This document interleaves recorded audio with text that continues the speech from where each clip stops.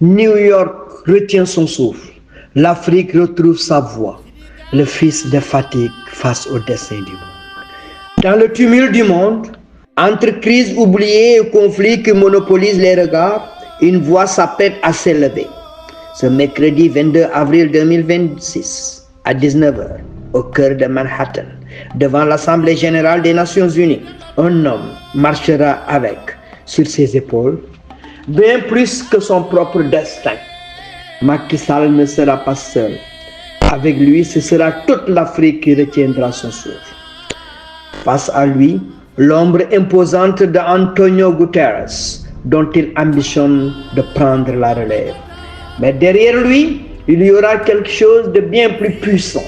Des millions de regards, des rêves trop longtemps contenus, des espoirs que l'on n'ose parfois même plus formuler, car cette candidature n'est pas une affaire diplomatique, elle est une réparation silencieuse. Elle commence loin des lumières de New York, elle prend racine à Fatick, dans cette terre sénégalaise où les ambitions naissent souvent dans la discrétion, nourries par le courage et le sacrifice.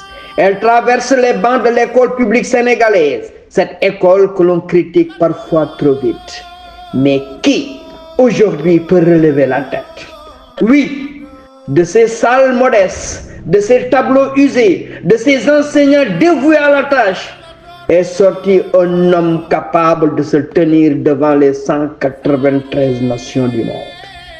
C'est un hommage vibrant, presque sacré, rendu à ses parents, à ses maîtres, à cette école sénégalaise et au-delà à toute l'école africaine.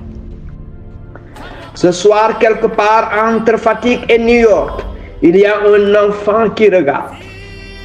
Un enfant sans souci peut-être. Un enfant que personne ne remarque encore. Mais dans ses yeux, une étincelle pourrait naître. Parce que si un fils de cette terre peut atteindre de tels sommets, alors plus rien n'est impossible. C'est cela la force d'un symbole. Je me souviens de l'Amérique, de ce moment suspendu où Barack Obama franchissait les portes de la maison la plus surveillée au monde, la Maison Blanche. Ce jour-là, ce n'était pas seulement une élection, c'était une révolution intime dans chaque foyer noir. Ce n'était pas son programme qui faisait battre les cœurs, c'était l'idée que désormais, un enfant né dans les quartiers oubliés de Chicago pouvait rêver sans honte. Ce soir, c'est ce même frisson qui traverse l'Afrique.